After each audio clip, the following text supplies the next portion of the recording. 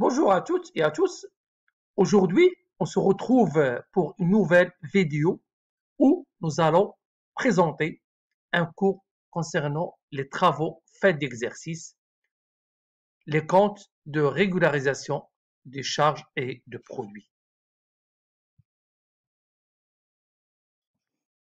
La régularisation des charges et de produits se fait en application du principe de spécialisation des exercices. Selon ce principe, ne sont rattachés à un exercice comptable que les charges et produits le concernant. C'est-à-dire, on fait les opérations concernant l'exercice unique, les charges qui correspondent à l'exercice qu'on est en cours de l'exploitation. C'est-à-dire qu'un exercice comptable ne doit ni supporter les charges ni profiter des produits d'un autre exercice. Cependant, en vertu du principe d'indépendance des exercices, le calcul des résultats ne doit faire intervenir que les produits et les charges correspondant à l'activité de l'entreprise au cours de l'exercice bien identifié. Il peut y avoir un décalage dans le temps entre le moment où l'entreprise a effectué une opération génératrice de charges ou de produits et le moment où la pièce comptable est enregistrée. Ce décalage doit être rectifié par un ajustement des comptes de gestion. Les comptes de gestion, c'est le compte qu'on va le voir tout à l'heure. Régularisation des comptes de charges. Les charges à payer, ce sont les charges qui ont leur origine dans l'exercice et qui se rapportent donc à celui-ci, mais pour lesquelles nous n'avons pas à la date d'inventaire le document justifié pour passer la comptabilisation. Ça, c'est schématisation de régularisation. On a la régularisation des comptes de charges et de produits. La régularisation des charges, on a deux types de charges à régulariser. C'est les charges constatées d'avance, c'est les charges qu'on constate avance, et les charges à payer qui n'a pas encore reçu la facture. Donc, les comptes à utiliser pour les charges à payer, on a le 4417, fournisseur facture non parvenue, rabais remise à accorder ou avoir à établir, et c'est les charges sociales à payer, toujours c'est les charges à payer. Ici, c'est la comptabilisation, le schéma de comptabilisation des charges à payer. Ici, le rattachement de la charge d'exercice, c'est le compte de charge à débiter la classe 6, bien sûr la charge correspondant de la classification, et après le compte crédité, c'est la classe 4, c'est les comptes qu'on a vus tout à l'heure ici. Donc, c'est schématisation de la comptabilisation de charges constatées à payer, les charges à payer. Donc, on va faire des exemples. Donc, l'entreprise Ali a réceptionné un lot de marchandises le 27 décembre. Le 31 décembre, la facture n'a pas été reçue. Le montant estimé, c'est 2134 TTC. Donc, normalement, à la fin de l'exercice, on doit comptabiliser toutes les opérations liées à l'exercice. Donc, ici, on trouve que la marchandise réceptionnée le 27 décembre, mais la facture n'a pas encore été reçue, réceptionnée. Donc, on doit passer l'écriture de l'achat correspondant de l'achat de l'exercice, c'est achat de marchandises. La TVA correspondante, c'est toujours suivant l'achat. Et bien sûr, ici, on ne va pas mettre la facture de fournisseur tout court, mais fournisseur facture non parvenue. Et l'année prochaine, on doit régulariser, on doit annuler la constatation de ce compte par le débit de compte de 4417 et le crédit de compte fournisseur. On a un deuxième exemple concernant les intérêts. L'entreprise a constaté le 1er juillet 1998 un emprunt de 100 000 dirhams remboursable en 5 ans par annuité constante. Le premier remboursement aura lieu le 1er juillet 1999. Les intérêts sont calculés au taux de 12%. L'intérêt relatif à l'exercice 99 est non échu, c'est 6 mois. Donc, on a 6 mois des intérêts et c'est 100 000 fois le taux d'intérêt et fois la durée, c'est 6 mois divisé par 12, soit 6 000 dirhams. Donc, les charges d'intérêt, c'est le compte 6311 et l'intérêt couru, c'est le compte de charges à payer. Donc ici, on va voir la deuxième partie, c'est les charges constatées d'avance. Donc, ce sont des charges enregistrées en année N en raison de la présence de la pièce justificative, alors que concernant un achat ou une prestation du service devant intervenir au cours de l'exercice N+1. Ce sont généralement des charges à cheval sur 2 ou plusieurs exercices et qui ne concernent pas dans leur totalité l'exercice en cours tels que les primes d'assurance, le loyer.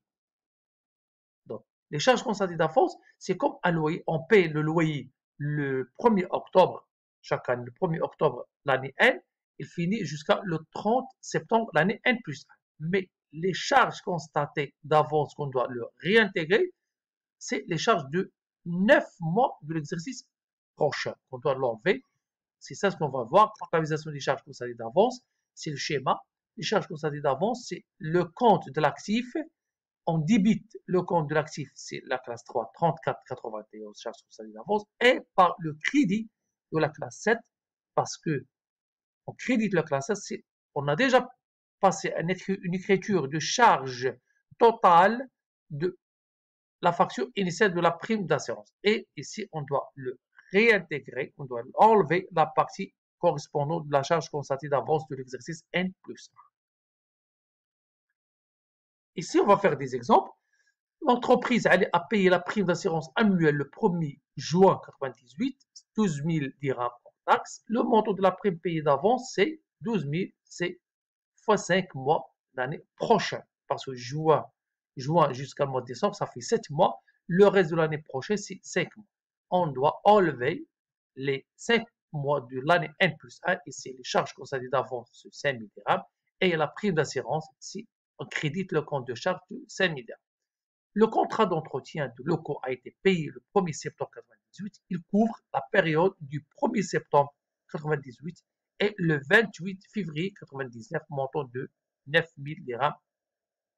Le montant de la charge payée d'avance, c'est 9 000 fois 2 divisé par 6. C'est les 2 mois qui restent ici de l'année prochaine. Ces charges constatées d'avance, ici, elle va finir l'année 31-12. Ici, reste janvier et février de 99.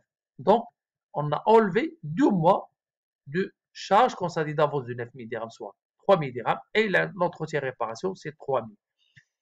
Ici, il y a une petite remarque, il n'y a pas de régularisation de la TVA.